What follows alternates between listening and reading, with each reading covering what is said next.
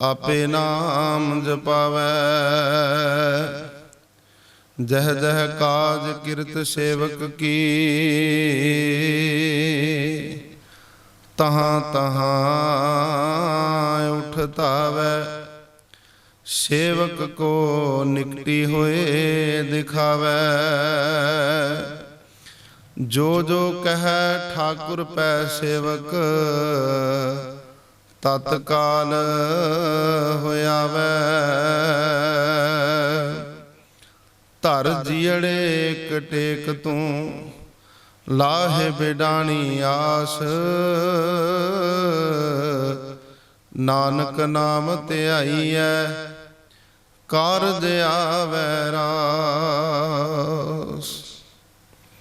जुगो जुग अटल, चवर छतर तख्त दे मालक, रूहानियत दे मुजस्मे, लोक अते परलोक दे रखियक, सर्ब सांझी वालता दे प्रतीक, दुनिया दे राहबर, पीर आने पीर समरथ पिता, मूँह मंगियां दौलतां देण वाले सर्वोत्तम भंडारी, धन धन साहिब श्री गुरु ग्रंथ साहब महाराज जी दी पावन पवित्र निੱਘੀ गोद अंदर जुड़ बैठी गुरु रूप गुरु सवारी साध संगत जी। विचारां आरंभ करन तो पहला सारे आओ अदब सहित सतगुरु जी नूं झुकाओ शीश, बोलण दी दिओ असीस, प्यार नाल आखो जी वाहिगुरु जी का खालसा वाहिगुरु जी की फतेह। सिख नूं जदों जदों भी अपने जीवन काल दे विच कोई विपता सताउंदी है, कोई संकट दी घड़ी आउंदी है, या घर दे विच कोई खुशी है गमी है, तो उस वेले सिख अपने जीवन दे विच अरदास दा पल्ला फड़दा है। अरदास की चीज है, किवें परमात्मा दे दर ते प्रवान हुंदी है कीती हुई अरदास। आओ आपां अज इह विचारन दा यतन करना है। मनुख दा समुचा जीवन अरदास तो शुरू होया ते आखिरकार अरदास ते जाके मुकना है। जीवन दे विच जदों जदों भी इहनूं लोड़ पैनी है, इहने अरदास दा पल्ला फड़ना है। मां दे गर्भ विच सी तां भी अरदास करदा सी, धरती ते आया तां भी अरदास करदा है, और मरण तो बाद भी अरदास ने ही इहनूं परमात्मा दे दर तक पहुंचाउणा है। जे कोई शक्ति है परमात्मा दे नाल मिलाउण वाली, वो केवल एक अरदास है। हुण अरदास किवें करनी है, अरदास किहदे अगे करनी है जिहड़ी प्रवान हो सके। सतगुरु जी दे बोल ने, तीने ताप निवारण हारा, दुख हंता सुख रास, तां को बिघन ना को लागे, जाकी प्रभ आगे अरदास। अकबर बादशाह उहदे जीवन दी एक बड़ी अहम घटना है, जिहड़ी सानू सेध देवेगी भी अरदास जीवन दे विच किवें करनी है। ਇਹ ਬਾਦਸ਼ਾਹ ਸਾਰੇ ਧਰਮਾਂ ਨੂੰ ਪਿਆਰ ਕਰਨ ਵਾਲਾ ਸੀ। ਪੀਰਾਂ ਫਕੀਰਾਂ ਨੂੰ, ਮੁੱਲਾ ਮੁਲਾਣਿਆਂ ਨੂੰ, ਧਾਰਮਿਕ ਲੋਕਾਂ ਨੂੰ, ਮਹਾਂਪੁਰਖਾਂ ਨੂੰ ਬੜਾ ਹੀ ਪਿਆਰ ਕਰਦਾ ਸੀ। ਇਹ ਜਦੋਂ ਵੀ ਰਾਜ ਕਾਲ ਦੇ ਵਿੱਚੋਂ ਵਿਹਲਾ ਹੁੰਦਾ ਹੈ, ਜਦੋਂ ਵੀ ਸਮਾਂ ਮਿਲਦਾ ਇਹਨੂੰ ਰਾਜਸੀ ਕੰਮਾਂ ਤੋਂ, ਇਹ ਵਿਹਲਾ ਹੋ ਕੇ ਤੇ ਕੁਝ ਸਮਾਂ ਬਾਹਰ ਘੁੰਮਣ ਵਾਸਤੇ ਚਲਾ ਜਾਂਦਾ ਹੈ। अपने रूटीन मुताबिक अज भी अकबर अपने रथ ते बैठा है ते अपने महलों तो दूर निकल गया। की वेखदा है सामने एक जंगल है, उस जंगल वाले पासे नूं रथ जा रहा है। जंगल दे कंढे ते एक फकीर दी कुटिया, उस कुटिया नूं वेख के राजे ने रथ उत्थे ले जाके रोक दिता है। फकीर परमात्मा दी बंदगी करने वाला सी। राजे दे आए ते उन्हें कोई भी उठ के सत्कार नहीं किया, ना उन्हें यही सोचा भी राजा आया मैं उठ के सत्कार करांगा, मेरियां कोई लोड़ां पूरियां करेगा। असल दे विच सतगुरु जी दे बचन ने भी जेड़े परमात्मा दे प्यारे हुंदे ने ना, वो दुनिया दी बहुती खुशामद नहीं करते, वो राजनीतिक लोकां दियां खुशामदा नहीं करते। उन्हां बारे सतगुरु दे बोल ने, बेपरवाह सदा रंग हर कै, जां को पाक स्वामी, जिन्हां दा पक्ष परमात्मा पूरदा होवे ਉਹ ਦੁਨਿਆਵੀ ਰਾਜਨੀਤਿਕ ਲੋਕਾਂ ਦੀ ਬਹੁਤੀ ਆਪਣੀ ਜ਼ਿੰਦਗੀ ਦੇ ਵਿੱਚ ਲੋੜ ਨਹੀਂ ਸਮਝਦੇ। ਅਕਬਰ ਬਾਦਸ਼ਾਹ ਰਥ ਤੋਂ ਉਤਰਿਆ ਤੇ ਕੀ ਵੇਖਿਆ ਵੀ ਸਾਹਮਣੇ ਬੇਪਰਵਾਹ ਫਕੀਰ ਪਰਮਾਤਮਾ ਦੇ ਰੰਗ ਦੇ ਵਿੱਚ ਮਸਤ ਹੈ। ਜ਼ਮੀਨ ਤੇ ਆਪਣਾ ਆਸਣ ਵਿਛਾ ਕੇ, ਚਟਾਈ ਵਿਛਾ ਕੇ ਬੈਠਾ ਹੋਇਆ, ਚੌਂਕੜਾ ਮਾਰ ਕੇ। ਤੇ ਬਾਦਸ਼ਾਹ ਵੀ ਠੰਡੀ ਠੰਡੀ ਪਵਨ ਵਗਦੀ ਸੀ। ਅਲੌਕਿਕ ਨਜ਼ਾਰਾ ਇਹ ਜੰਗਲ ਦਾ, ਬੜੀ ਹਰਿਆਵਲ ਹੈ। ਤੇ ਉੱਥੇ ਜਾ ਕੇ ਆਪਣੇ ਮਨ ਨੂੰ ਸੁੱਖ ਦੇਣ ਵਾਸਤੇ ਕੁਝ ਦੇਰ ਵਾਸਤੇ ਫਕੀਰ ਦੇ ਕੋਲ ਵਿਛੇ ਹੋਏ ਆਸਣ ਤੇ ਬਹਿ ਗਿਆ। ਥੋੜੀ ਦੇਰ ਬਾਅਦ ਫਕੀਰ ਦੀਆਂ ਅੱਖਾਂ ਖੁੱਲੀਆਂ, ਆਪਸ ਦੇ ਵਿੱਚ ਗੱਲਬਾਤ ਹੋਈ। ਬਾਦਸ਼ਾਹ ਨੂੰ ਬੜਾ ਚੰਗਾ ਲੱਗਾ ਫਕੀਰ ਦਾ ਉੱਠਣਾ ਬਹਿਣਾ, ਉਹਦੀ ਗੱਲਬਾਤ ਕਰਨੀ। ਉਹਦੇ ਸੁਭਾਅ ਤੋਂ ਬੜਾ ਪ੍ਰਭਾਵਿਤ ਹੋਇਆ। ਬਾਦਸ਼ਾਹ ਵਾਪਸ ਆਇਆ। ਹੁਣ ਜਦੋਂ ਵੀ ਕਿਤੇ ਸਮਾਂ ਮਿਲਦਾ ਹੈ ਨਾ, ਤੇ ਇੱਧਰ ਉੱਧਰ ਜਾਣ ਦੀ ਬਜਾਏ ਆਪਣਾ ਰਥ ਛੇੜਦਾ ਹੈ ਤੇ ਸਿੱਧਾ ਉਸ ਫਕੀਰ ਦੀ ਕੁਟੀਆ ਤੇ ਪਹੁੰਚ ਜਾਂਦਾ ਹੈ। ਬਹੁਤ ਸਾਰੀ ਵਿਚਾਰਾਂ ਦੀ ਸਾਂਝ ਹੋ ਗਈ ਹੈ, ਬੜਾ ਪਿਆਰ ਬਣ ਗਿਆ। ਲੰਮੇਰਾ ਸਮਾਂ ਇੰਜ ਹੀ ਚੱਲਦਾ ਰਿਹਾ। ਦੇਵ ਨੇ ਇਸ ਇਲਾਕੇ ਦੇ ਵਿੱਚ ਕਾਲ ਪੈ ਗਿਆ। ਜਦੋਂ ਕਾਲ ਪਿਆ, ਲੋਕਾਂ ਦੀਆਂ ਫਸਲਾਂ ਸੜਨ ਲੱਗੀਆਂ, ਬੁਰਾ ਹਾਲ, ਲੋਕ ਪਰੇਸ਼ਾਨ ਹੋਏ। ਇਲਾਕੇ ਦੇ ਵਿੱਚ ਕੁਝ ਵੀ ਪੈਦਾ ਨਾ ਹੋਇਆ। ਸਾਰੇ ਲੋਕ ਇਕੱਠੇ ਹੋ ਕੇ ਫਕੀਰ ਦੇ ਕੋਲ ਆਏ। ਲੋਕ ਜਾਣਦੇ ਸਨ ਵੀ ਇਸ ਫਕੀਰ ਦੀ ਰਾਜੇ ਦੇ ਨਾਲ ਬੜੀ ਸਾਂਝ ਹੈ, ਤੇ ਜੇ ਅਸੀਂ ਜਾ ਕੇ ਇਹਦੇ ਕੋਲ ਕੁਝ ਤਰਲਾ ਕਰਾਂਗੇ ਤੇ ਜ਼ਰੂਰ ਰਾਜੇ ਦੇ ਕੋਲੋਂ ਇਹ ਸਾਨੂੰ ਕੁਝ ਨਾ ਕੁਝ ਲੈ ਕੇ ਦੇਗਾ। ਲੋਕਾਂ ਨੇ ਆਣ ਕੇ ਫਕੀਰ ਦੇ ਕੋਲ ਹਾੜੇ ਲਏ, ਤਰਲੇ ਕੀਤੇ, ਕਹਿਣ ਲੱਗੇ, ਫਕੀਰ ਸਾਈਂ, ਭਾਵੇਂ ਤੈਨੂੰ ਲੋੜ ਨਹੀਂ ਕਿਸੇ ਵੀ ਚੀਜ਼ ਦੀ, ਪਰ ਅਸੀਂ ਗ੍ਰਸਤੀ ਲੋਕ ਆ, ਅਸੀਂ ਬੜੇ ਪਰੇਸ਼ਾਨ ਆ। ਸਾਡੀ ਤੇਰੇ ਚਰਨਾਂ ਵਿੱਚ ਬੇਨਤੀ ਹੈ ਵੀ ਤੂੰ ਬਾਦਸ਼ਾਹ ਨੂੰ ਕਹਿ ਕੇ ਸਾਨੂੰ ਕੁਝ ਜਿੰਸ ਦਵਾ, ਜਿਹਦੇ ਨਾਲ ਸਾਡੇ ਪਰਿਵਾਰਾਂ ਦਾ ਗੁਜ਼ਾਰਾ ਚੱਲ ਸਕੇ। ਕੁਝ ਸਾਨੂੰ ਉੱਥੋਂ ਰਾਸ਼ਨ ਲੈ ਕੇ ਦੇ, ਅਸੀਂ ਜਿੰਸ ਦੇ ਬਦਲੇ ਜਿੰਸ ਦੇ ਦੇਾਂਗੇ। ਕੁਝ ਸਰਕਾਰੀ ਭੰਡਾਰ ਦੇ ਵਿੱਚੋਂ, ਖਜ਼ਾਨੇ ਦੇ ਵਿੱਚੋਂ ਸਾਨੂੰ ਲੈ ਕੇ ਦੇ। ਜਦੋਂ ਕਿਤੇ ਪ੍ਰਮਾਤਮਾ ਨੇ ਕਿਰਪਾ ਕੀਤੀ, ਸਾਡੇ ਘਰਾਂ ਦੇ ਵਿੱਚ ਫਸਲ ਆਏਗੀ, ਅਸੀਂ ਸਭ ਤੋਂ ਪਹਿਲਾਂ ਬਾਦਸ਼ਾਹ ਦਾ ਉਹ ਲਿਆ ਹੋਇਆ ਕਰ ਜਿਹੜਾ ਉਹਨੂੰ ਅਦਾ ਕਰਾਂਗੇ। ਫਕੀਰ ਨੇ ਆਖਿਆ, ਜੇ ਤੁਸੀਂ ਕਹਿੰਦੇ ਹੋ ਤੇ ਮੈਂ ਤੁਹਾਡੇ ਕਰਕੇ ਤੇ ਚਲਾ ਜਾਣਾ। ਵੈਸੇ ਮੈਂ ਤੇ ਕਦੀ ਕੋਈ ਲੋੜ ਨਹੀਂ ਪਾਖੀ ਵੀ ਮੈਂ ਬਾਦਸ਼ਾਹ ਕੋਲ ਜਾ ਕੇ ਤਰਲਾ ਕਰਾਂ। ਇਹਨਾਂ ਲੋਕਾਂ ਦੀਆਂ ਗੱਲਾਂ ਮੰਨ ਕੇ ਫਕੀਰ ਅੱਜ ਬਾਦਸ਼ਾਹ ਨੂੰ ਮਿਲਣ ਵਾਸਤੇ ਗਿਆ। ਜਦੋਂ ਡਿਉੜੀ ਦੇ ਵਿੱਚੋਂ ਦਰਵਾਜ਼ੇ ਚੋਂ ਲੰਘਿਆ ਨਾ, ਸਾਹਮਣੇ ਚੌਬਦਾਰ ਖਲੋਤੇ ਨੇ, ਸਿਪਾਹੀ ਖਲੋਤੇ ਨੇ, ਤੇ ਫਕੀਰ ਸਾਈਂ ਪਰਮਾਤਮਾ ਦੀ ਬੰਦਗੀ ਕਰਦਾ ਹੋਇਆ ਤੁਰਿਆ ਜਾ ਰਿਹਾ ਮਸਤੀ ਦੇ ਨਾਲ। ਉਹਨੇ ਨਹੀਂ ਪੁੱਛਿਆ ਵੀ ਬਾਦਸ਼ਾਹ ਘਰ ਹੈ ਜਾਂ ਨਹੀਂ, ਉਹ ਕਿੱਥੇ ਮਿਲੇਗਾ, ਸਿੱਧਾ ਹੀ ਤੁਰਿਆ ਜਾ ਰਿਹਾ। ਚੌਬਦਾਰਾਂ ਨੇ ਵੇਖਿਆ, ਪਹਿਚਾਨ ਲਿਆ ਦੂਰੋਂ, ਇਹ ਉਹੀ ਫਕੀਰ ਹੈ ਜਿਹਦੇ ਕੋਲ ਜਾ ਕੇ ਬਾਦਸ਼ਾਹ ਕਈ ਕਈ ਘੰਟੇ ਜ਼ਮੀਨ ਤੇ ਬੈਠਾ ਰਹਿੰਦਾ ਹੈ ਔਰ ਬੜਾ ਸਤਿਕਾਰ ਕਰਦਾ ਹੈ। ਤੇ ਅਸੀਂ ਇਹਨੂੰ ਰੋਕਣਾ ਨਹੀਂ। ਕੋਈ ਗੱਲ ਨਹੀਂ, ਬਾਦਸ਼ਾਹ ਨੂੰ ਮਿਲਣ ਚੱਲਿਆ ਹੈ, ਆਪੇ ਮਿਲ ਕੇ ਵਾਪਸ ਆ ਜਾਏਗਾ। ਫਕੀਰ ਤੁਰਦਾ ਹੋਇਆ ਉਸ ਥਾਂ ਤੇ ਪਹੁੰਚ ਗਿਆ ਜਿੱਥੇ ਅਕਬਰ ਬਾਦਸ਼ਾਹ ਨਮਾਜ਼ ਪੜਨ ਤੋਂ ਬਾਅਦ ਦਰੂਦ ਪੜ ਰਿਹਾ ਸੀ। ਭਾਵ ਪਰਮਾਤਮਾ ਦੇ ਚਰਨਾਂ ਵਿੱਚ ਅਰਦਾਸ ਕਰ ਰਿਹਾ ਸੀ ਵੀ ਪਰਮਾਤਮਾ ਮੇਰੇ ਤੇ ਕਿਰਪਾ ਕਰ, ਮੇਰੀਆਂ ਹੱਦਾਂ ਸੁਰੱਖਿਅਤ ਰਹਿਣ, ਮੇਰੀ ਪਰਜਾ ਮੇਰਾ ਹੁਕਮ ਮੰਨੇ, ਮੇਰੇ ਤੇ ਕੋਈ ਬਾਹਰੋਂ ਚੜ੍ਹਾਈ ਕਰਕੇ ਨਾ ਆਵੇ, ਮੈਨੂੰ ਇੰਨਾ ਮਜ਼ਬੂਤ ਕਰ ਦੇ, ਮੇਰੇ ਖਜ਼ਾਨੇ ਭਰ ਦੇ, ਮੇਰੇ ਪੁੱਤਰ ਮੇਰੇ ਬੱਚੇ ਇਹ ਸਾਰੇ ਸੁਖੀ ਰਹਿਣ, ਮੇਰਾ ਪਰਿਵਾਰ ਸੁਖੀ ਵਸੇ, ਮੇਰੀ ਪਰਜਾ ਸੁਖੀ ਵਸੇ, ਮੇਰੇ ਤੇ ਐਸੀ ਕਿਰਪਾ ਕਰ। ਇਹ ਲੰਮੀ ਲਿਸਟ ਪੜ੍ਹੀ ਜਾ ਰਿਹਾ ਸੀ ਅਕਬਰ, ਮੈਨੂੰ ਆ ਵੀ ਦੇ, ਆ ਵੀ ਦੇ, ਪ੍ਰਮਾਤਮਾ ਮੇਰੇ ਤੇ ਕਿਰਪਾ ਕਰ। ਫਕੀਰ ਕੁਝ ਦੇਰ ਖਲੋਤਾ ਰਿਹਾ। ਆਖਰਕਾਰ ਜਦੋਂ ਬਾਦਸ਼ਾਹ ਦੀਆਂ ਮੰਗਾਂ ਪੂਰੀਆਂ ਨਾ ਹੋਈਆਂ, ਉਹ ਮੰਗੀ ਜਾ ਰਿਹਾ ਸੀ, ਤੇ ਫਕੀਰ ਖਲੋਤਾ ਖਲੋਤਾ ਵਾਪਸ ਤੁਰ ਪਿਆ।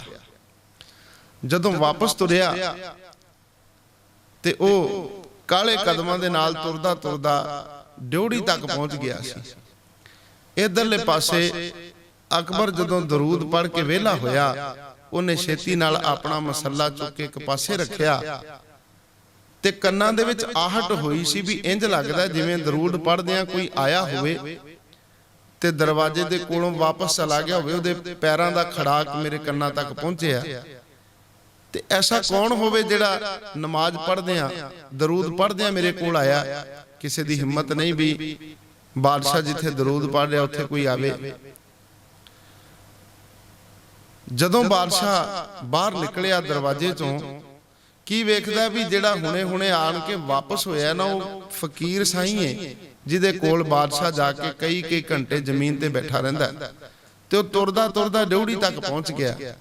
ਬਾਦਸ਼ਾਹ ਕਾਲੇ ਕਦਮਾਂ ਦੇ ਨਾਲ ਫਕੀਰ ਦੇ ਪਿੱਛੇ ਤੁਰਿਆ ਤੇ ਜਾ ਕੇ ਫਕੀਰ ਦੇ ਕੋਲ ਬੇਨਤੀ ਕਰਦਾ, ਮਹਾਰਾਜ ਤੁਸੀਂ ਆਏ ਵੀ ਤੇ ਏਡੀ ਛੇਤੀ ਵਾਪਸ ਹੋ ਗਏ। ਮੈਂ ਤੇ ਤੁਹਾਨੂੰ ਬੜੇ ਚਿਰਾਂ ਤੋਂ ਬੇਨਤੀਆਂ ਕਰਦਾ ਸਾਂ, ਕਦੇ ਸਮਾਂ ਬਣੇ ਮੇਰੇ ਮਹੱਲਾਂ ਦੇ ਵਿੱਚ ਆਉਣਾ।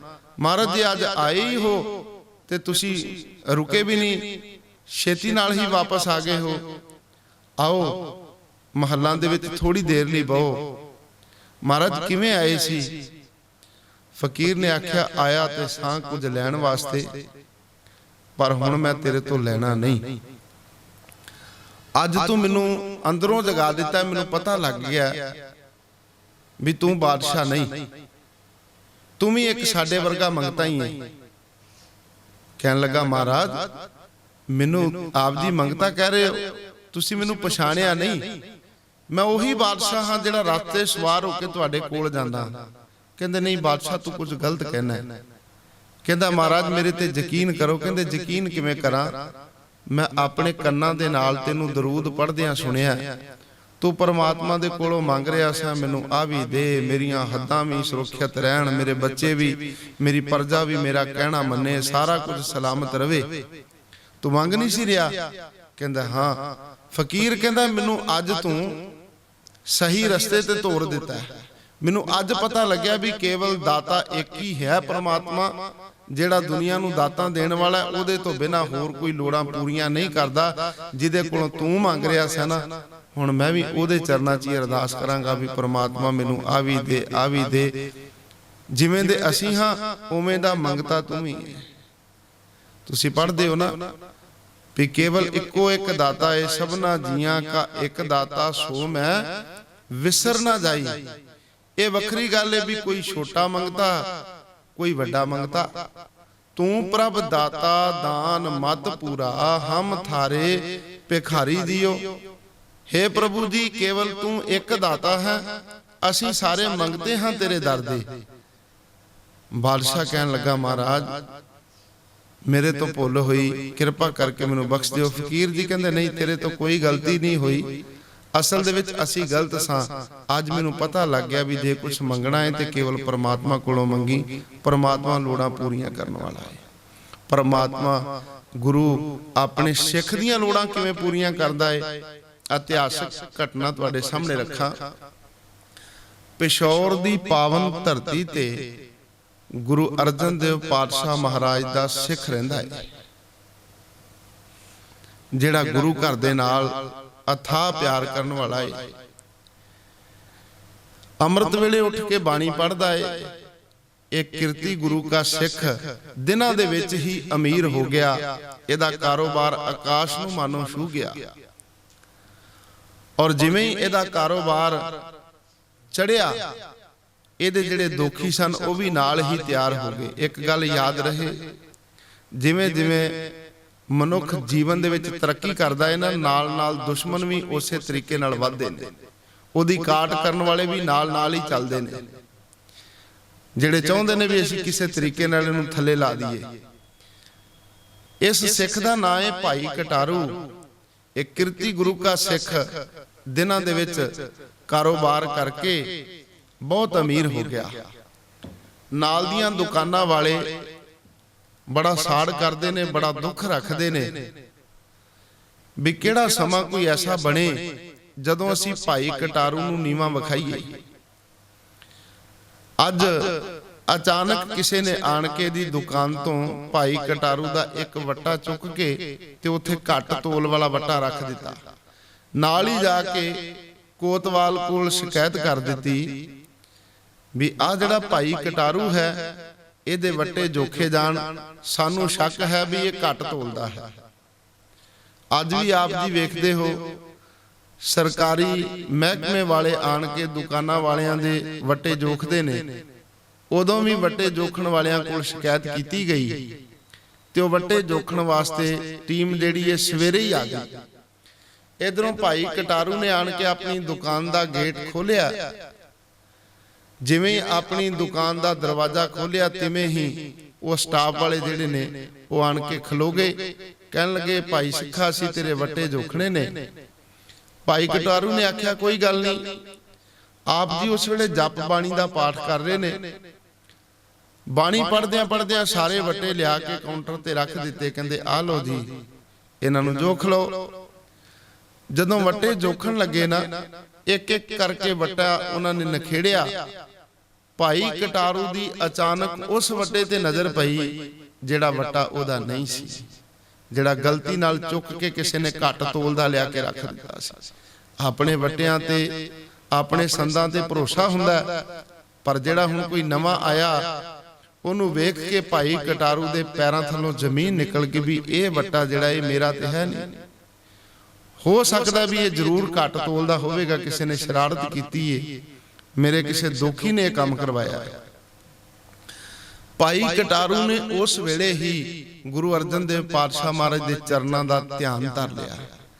ਕਹਿੰਦਾ ਸਤਿਗੁਰੂ ਜੀ ਵਿਪਤਾ ਦਾ ਵੇਲਾ ਹੈ, ਆਪ ਜੀ ਨੇ ਆਪ ਕਿਰਪਾ ਕਰਨੀ ਮਹਾਰਾਜ, ਆਪਣੇ ਸੇਵਕ ਕੀ ਆਪੇ ਰੱਖੈ, ਔਖੀ ਘੜੀ ਨਾ ਦੇਖਣ ਦੇਈ, ਆਪਣਾ ਬਿਰਦ ਸੰਭਾਲੇ। ਮਾਲਕ ਜੀ ਮੇਰੇ ਤੇ ਰਹਿਮਤ ਕਰਨੀ, ਸਿੱਖ ਦੀ ਪੈਜ ਰੱਖਣੀ। ਤੁਹਾਡੇ ਬਚਨ ਨੇ ਸਤਿਗੁਰ ਸਿੱਖ ਕੀ ਕਰੈ ਪ੍ਰਤਪਾਲ, ਸੇਵਕ ਕੋ ਗੁਰ ਸਦਾ ਦਿਆਲ, ਸਿੱਖ ਕੀ ਗੁਰ ਦੁਰਮਤ ਮਲ ਹਿਰੈ, ਗੁਰ ਬਚਨੀ ਹਰ ਨਾਮ ਉਤਰੈ, ਸਤਿਗੁਰ ਸਿੱਖ ਕੇ ਬੰਧਨ ਕਾਟੈ, ਗੁਰ ਕਾ ਸਿੱਖ ਬਿਕਾਰ ਤੇ ਹਟੈ। ਸਤਿਗੁਰ ਸਿੱਖ ਕੋ ਨਾਮ ਧਨ ਦੇ, ਗੁਰ ਕਾ ਸਿੱਖ ਵਡਭਾਗੀ ਹੈ। ਸਤਿਗੁਰੂ ਮੇਰੇ ਤੇ ਕਿਰਪਾ ਕਰਨੀ ਮਹਾਰਾਜ, ਸੇਵਕ ਦੀ ਲਾਜ ਰੱਖਣੀ, ਆਪ ਜੀ ਨੇ ਕਿਰਪਾ ਕਰਨੀ। ਹਰ ਜੁਗ ਜੁਗ ਭਗਤ ਉਪਾਇਆ, ਪੈਜ ਰੱਖਦਾ ਆਇਆ। ਰਾਮ ਰਾਜੇ ਆਪ ਜੀ ਦਾ ਮੁੱਢ ਕਦੀਮਾਂ ਦਾ ਸੁਭਾਅ ਹੈ, ਬਿਪਤਾ ਸਮੇਂ ਆਪ ਜੀ ਭਗਤਾਂ ਦੀ ਲਾਜ ਰੱਖਦੇ ਹੋ, ਮੇਰੇ ਤੇ ਵੀ ਕਿਰਪਾ ਕਰਨੀ। ਜਦੋਂ ਇਸ ਤਰੀਕੇ ਨਾਲ ਅੰਦਰੋਂ ਭਿੱਜ ਕੇ ਅਰਦਾਸ ਕੀਤੀ, ਸੁਰਤ ਗੁਰੂ ਅਰਜਨ ਦੇਵ ਪਾਤਸ਼ਾਹ ਮਹਾਰਾਜ ਦੇ ਚਰਨਾਂ ਵਿੱਚ ਪਹੁੰਚ ਗਈ ਹੈ। ਇਧਰ ਵੱਟੇ ਜੋਖੇ ਜਾ ਰਹੇ ਨੇ, ਇਧਰ ਸੱਚਖੰਡ ਸ੍ਰੀ ਹਰਮੰਦਰ ਸਾਹਿਬ ਦੇ ਵਿੱਚ ਬੈਠੇ ਹੋਏ ਧੰਨ ਗੁਰੂ ਅਰਜਨ ਦੇਵ ਪਾਤਸ਼ਾਹ ਮਹਾਰਾਜ, ਜਿਨ੍ਹਾਂ ਬਾਰੇ ਭੱਟ ਸਾਹਿਬ ਕਹਿੰਦੇ ਨੇ ਗੁਰ ਅਰਜਨ ਪ੍ਰਤੱਖ ਹਰ, ਭੰਨ ਮਥਰਾ ਕੱਛ ਭੇਦ ਨਹੀਂ। ਕੋਈ ਫਰਕ ਨਹੀਂ ਰੱਬ ਵਿੱਚ ਤੇ ਗੁਰੂ ਅਰਜਨ ਦੇਵ ਪਾਤਸ਼ਾਹ ਮਹਾਰਾਜ ਵਿੱਚ, ਉਹ ਆਪ ਪਰਮੇਸ਼ਰ ਦਾ ਸਰੂਪ ਹਨ। ਉਹਨਾਂ ਦੇ ਚਰਨਾਂ ਵਿੱਚ ਅਰਦਾਸ ਕਰ ਰਿਹਾ ਤੇ ਸਤਿਗੁਰੂ ਜੀ ਸੱਚਖੰਡ ਸ੍ਰੀ ਹਰਮੰਦਰ ਸਾਹਿਬ ਬੈਠੇ ਕੀਰਤਨ ਸੁਣਦੇ ਨੇ। ਸਤਿਗੁਰਾਂ ਨੇ ਆਪਣੀ ਜੇਬ ਦੇ ਵਿੱਚੋਂ ਕੁਝ ਆਨੇ ਪੈਸੇ ਕੱਢੇ ਨੇ, ਉਹ ਆਪਣੇ ਸੱਜੇ ਹੱਥ ਦੀ ਤਲੀ ਤੇ ਰੱਖ ਲਏ ਨੇ। ਕੁਝ ਦੇਰ ਬਾਅਦ ਖੱਬੇ ਤਲੀ ਤੇ, ਕੁਝ ਦੇਰ ਬਾਅਦ ਸੱਜੀ ਤਲੀ ਤੇ। ਸਤਿਗੁਰੂ ਜੀ ਇਸ ਤਰੀਕੇ ਨਾਲ ਉਹਨਾਂ ਪੈਸਿਆਂ ਨੂੰ ਕਦੀ ਖੱਬੇ ਹੱਥ ਤੇ ਰੱਖਦੇ ਨੇ, ਕਦੀ ਸੱਜੇ ਹੱਥ ਤੇ ਰੱਖਦੇ ਨੇ। ਸਿੱਖ ਸੰਗਤਾਂ ਬੈਠੀਆਂ ਹੋਈਆਂ ਕੀਰਤਨ ਸਰਵਣ ਕਰਨ ਵਾਲੀਆਂ, ਉਹ ਸਾਰੀਆਂ ਗੁਰੂ ਅਰਜਨ ਦੇਵ ਪਾਤਸ਼ਾਹ ਮਹਾਰਾਜ ਦੇ ਹੱਥਾਂ ਵੱਲ ਵੇਖ ਰਹੀਆਂ ਨੇ ਵੀ ਸਤਿਗੁਰੂ ਜੀ ਕੀ ਕੌਤਕ ਕਰਦੇ ਨੇ। ਕਦੀ ਪੈਸੇ ਸੱਜੇ ਹੱਥ ਦੀ ਤਲੀ ਤੇ ਰੱਖਦੇ ਨੇ, ਕਦੀ ਖੱਬੇ ਹੱਥ ਦੀ ਤਲੀ ਤੇ ਰੱਖਦੇ ਨੇ। ਆਖਰਕਾਰ ਕੀਰਤਨ ਦੇ ਭੋਗ ਤੋਂ ਬਾਅਦ ਸੰਗਤਾਂ ਨੇ ਬੇਨਤੀ ਕੀਤੀ, ਮਹਾਰਾਜ ਅੱਜ ਕੀ ਕੌਤਕ ਕਰ ਰਹੇ ਸੀ ਆਪ ਜੀ? ਮਹਾਰਾਜ ਕੀਰਤਨ ਚੱਲਦੇ ਸਮੇਂ ਆਪ ਜੀ ਨੇ ਕੁਝ ਪੈਸੇ ਪਹਿਲਾਂ ਸੱਜੇ ਹੱਥ ਤੇ ਰੱਖੇ, ਫਿਰ ਖੱਬੇ ਤੇ ਰੱਖੇ। ਮਹਾਰਾਜ ਇਹ ਕੀ ਕੌਤਕ ਸੀ? ਗੁਰਦੇਵ ਪਾਤਸ਼ਾਹ ਮਹਾਰਾਜ ਜੀ ਕਹਿੰਦੇ ਜਿਸ ਦੇ ਬਦਲੇ ਕੌਤਕ ਕੀਤਾ ਹੈ ਨਾ ਭਾਈ, ਕੁਝ ਸਮੇਂ ਬਾਅਦ ਉਹ ਇੱਥੇ ਪਹੁੰਚਣ ਵਾਲਾ ਹੈ। ਇਹ ਸਾਰੀ ਘਟਨਾ ਉਹਦੇ ਤੋਂ ਹੀ ਤੁਹਾਨੂੰ ਸੁਣਾਵਾਂਗੇ। ਇਹ ਯਾਦ ਰੱਖਣੀ, ਕੁਝ ਦੇਰ ਤੱਕ ਉਹ ਪਹੁੰਚਣ ਵਾਲਾ ਹੈ। ਇਧਰੋਂ ਵੱਟੇ ਜੋਖਣ ਵਾਲੇ ਜਿਹੜੇ ਨੇ ਉਹ ਵੱਟੇ ਜੋਖ ਰਹੇ ਨੇ ਤੇ ਕੀ ਹੋਇਆ? ਭਾਈ ਕਟਾਰੂ ਦੇ ਸਾਰੇ ਵੱਟੇ ਜਿਹੜੇ ਨੇ ਉਹ ਪੂਰੇ ਤੋਲਦੇ ਨਿਕਲੇ, ਉਹਨਾਂ ਚੋਂ ਘੱਟ ਕੋਈ ਨਾ ਨਿਕਲਿਆ। ਘੱਟ ਵਾਲੇ ਨੂੰ ਵੀ ਗੁਰੂ ਸਾਹਿਬ ਨੇ ਰਹਿਮਤ ਕਰਕੇ ਪੂਰਾ ਕਰ ਦਿੱਤਾ। ਜਦੋਂ ਵੱਟੇ ਪੂਰੇ ਨਿਕਲੇ ਨਾ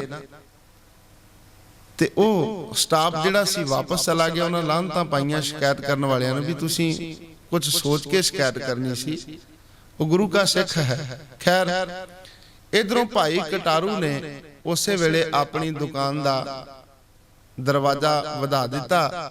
ਪਤਾ ਸੀ ਵੀ ਇਹ ਵੱਟਾ ਤੇ ਘਾਟੇ, ਪਰ ਅੱਜ ਸਤਿਗੁਰੂ ਜੀ ਨੇ ਰਹਿਮਤ ਕੀਤੀ ਏ। ਮੰਜ਼ਲਾ ਮਾਰਦਾ ਹੋਇਆ ਧੰਨ ਗੁਰੂ ਅਰਜਨ ਦੇਵ ਪਾਤਸ਼ਾਹ ਮਹਾਰਾਜ ਦੇ ਦਰਬਾਰ ਵਿੱਚ ਪਹੁੰਚ ਗਿਆ। ਜਾ ਕੇ ਗੁਰੂ ਕਾ ਸਿੱਖ ਹੱਥ ਜੋੜ ਕੇ ਨਮਸਕਾਰਾਂ ਕਰਦਾ, ਕਹਿੰਦਾ ਸਤਿਗੁਰੂ ਜੀ, ਅੱਜ ਤੁਸੀਂ ਆਪਣੇ ਬਿਰਧ ਬਾਣੇ ਦੀ ਲਾਜ ਆਪ ਰੱਖੀ ਹੈ ਮਹਾਰਾਜ, ਨਹੀਂ ਤੇ ਅੱਜ ਸਿੱਖ ਦੀ ਬੇਪਤੀ ਹੋਣੀ ਸੀ ਮਹਾਰਾਜ। ਲੋਕਾਂ ਨੇ ਕਹਿਣਾ ਸੀ ਵੀ ਸਿੱਖ ਵੀ ਝੂਠ ਬੋਲਦਾ ਏ, ਸਿੱਖ ਵੀ ਘੱਟ ਤੋਲਦਾ ਏ। ਸਤਿਗੁਰੂ ਤੁਸੀਂ ਆਪ ਕਿਰਪਾ ਕਰਕੇ ਆਪਣੇ ਸੇਵਕ ਦੀ ਪੈਜ ਰੱਖੀ ਹੈ। ਭਾਈ, ਜਦੋਂ ਕੋਈ ਜੁੜ ਕੇ ਅੰਦਰੋਂ ਭਿੱਜ ਕੇ ਅਰਦਾਸ ਕਰਦਾ ਏ ਨਾ, ਉਹ ਅਰਦਾਸ ਫਿਰ ਪਰਮਾਤਮਾ ਦੇ ਦਰ ਤੇ ਪਹੁੰਚਦੀ ਏ। ਇੱਕ ਅਦੀਬ ਦੇ ਬੋਲ ਨੇ, खुदा मंजूर करता है दुआ जो दिल से होती है, मुश्किल तो ये है ये बड़ी मुश्किल से होती है, मुर्शद जब काबल मिलता है बात तब खुदा से होती है। रब नाल ही गल्लां हो जांदियां ने जदों कोई रब दा प्यारा मिल जाए, कोई परमेश्वर नूं मन्नण वाला मिल जाए। जदों भी अरदास करनी है गुरु ग्रंथ साहब महाराज नूं हाज़र नाज़र जान के अरदास करनी है। ये समझना है भी सतगुरु जी मेरे एक एक बोल नूं सुन रहे ने, सतगुरु जी मेरी बेनती नूं सुन रहे ने।